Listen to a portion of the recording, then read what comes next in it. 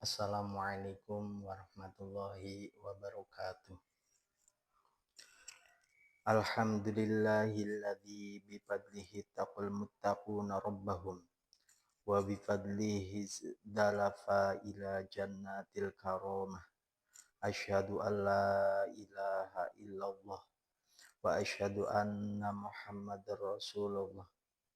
Allahumma shalli wa sallim ala sayyidina Muhammad wa ala alihi wa ashabihi ajma'in. Amma ba'du. Faya ibadallah, usikum wa nafsi bitaqwallah, faqad fazal muttaqun. Ittaqullaha haqqa tuqatihi wa la tamutunna illa wa antum muslimun. Jamaah sholat Jum'ah rahimakumullah. Rasulullah Shallallahu Alaihi Wasallam pernah berpesan, salasum munajjayatun wa salasum muhlikatun, fa ammal munajjayatu fataqwallahi fi sirri wal alaniyah wal qawli bil haqqi fir ridho wasakho wal qasdu fil ghina wal faqr. Wa ammal muhlikat fasyuhun muta' wa huwa muttaba'un wa ijabul mar'i binafsih. Ada 3 hal yang bisa menyelamatkan dan 3 hal yang bisa merusak. Yang menyelamatkan antara lain adalah takwa pada Allah dalam sepi maupun ramai. Yang kedua, berkata benar, adil dalam kondisi ridho maupun marah. Dan yang ketiga, bersikap sederhana dalam keadaan kaya maupun miskin. Sedangkan yang merusak antara lain, yang pertama bakhil yang kelewatan, yang kedua nafsu yang ditakuti, dan yang ketiga ujub terhadap diri sendiri. Hadis yang diriwayatkan oleh Imam Al-Baihaqi ini secara tegas menjelaskan sikap-sikap yang saling bertentangan. 3 penyakit perilaku yang terakhir dapat merusak kemuliaan manusia sebagai hamba Allah, menjauhkan seseorang dari kebahagiaan akhirat dan keluar dari kewajaran hidup sebagai makhluk di dunia. Sementara 3 hal yang pertama justru sebaliknya menyelamatkan hamba dari kerusakan-kerusakan itu semua. Pertama, takwa kepada Allah. Takwa bermakna melaksanakan seluruh perintah kepada Allah dan menjauhi larangan-larangannya. Ini merupakan tanggung jawab yang tidak sederhana karena menuntut seorang hamba secara total patuh dan pasrah hanya kepada Allah. Sebagian kita kerap saling paham bahwa ketika disebut kata takwa maka terbayang sekadar melaksanakan sholat, puasa, haji, dan perkara ubudiyah lainnya. Padahal takwa mencakup seluruh gerak lahir dan batin, serta akidah, syariah, dan akhlak. Dalam hadis Nabi di atas disebutkan, takwa Allah fis sirri wal alaniyah. Artinya, takwa dalam setiap keadaan. Takwa menuntut seorang hanya takut apa dan malu kepada Allah semata, bukan kepada yang lain, termasuk kepada atasan atau nafsunya sendiri.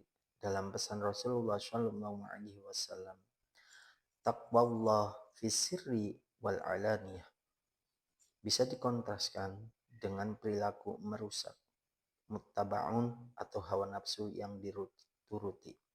Inilah yang membuat takwa terasa sangat berat karena musuh terbesarnya adalah nafsu alias diri sendiri. Pernahkah kita merasakan kita terlihat begitu baik dan saleh saat bersama orang lain, dan begitu binal dan durhaka saat sendirian? Disinilah letak ujian takwa. Takwa tidak mengenal kata sendirian karena ia berangkat dari keyakinan bahwa seluruh gerak-gerik di dunia ini pasti tak terlepas dari pengamatan Allah Subhanahu wa taala.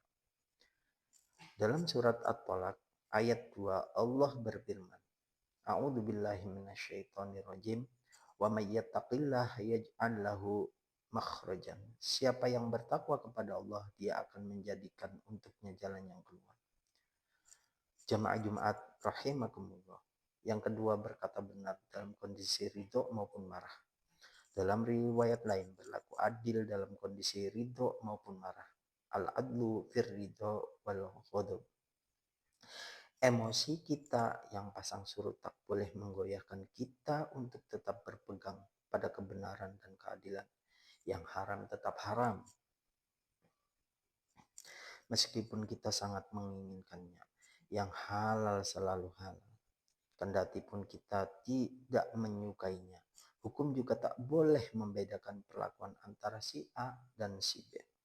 Walaupun salah satunya adalah seorang pejabat atau orang kaya, mencaci maki dan memfitnah tetap terlarang meskipun ditujukan kepada orang yang sangat kita benci lantaran beda mazhab atau partai.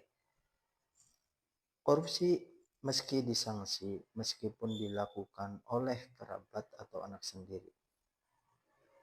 Memegang prinsip sangat tergantung kepada cara kita mengelola diri. Bagaimana kita mampu senantiasa rendah hati kepada siapapun tanpa membeda-bedakan pandangan dan sikap terhadap mereka. Karena itu, berkata benar dalam segala kondisi ini merupakan lawan dari perilaku merusak. Ijabul mar'i binafsih, atau ujub terhadap diri sendiri, membanggakan kualitas diri sendiri, bisa menjerumuskan seseorang kepada tindak menyepelekan orang lain. Lalu berlaku secara tidak objektif, mereka paling benar dan paling baik dapat membawa seseorang tak adil dalam menyikapi segala hal. Ujub juga cenderung mengabaikan bahwa tiap nikmat dari Allah Subhanahu wa taala itu datang dari Allah. Ketiga sederhana saat kaya maupun miskin. Hal ini menjadi ciri dari kedewasaan seseorang dalam memaknai kekayaan. Kekayaan tidak diartikan sebagai tujuan ghoyah, melainkan sebagai sarana wasilah. Karenanya penggunaannya pun seyogyanya disesuaikan dengan kebutuhan belaka. Sederhana bukan berarti kekurangan, apalagi berlebihan. Ia berada di antara sangat irit atau pelit, dan mubazir atau pemborosan dan huru-hara.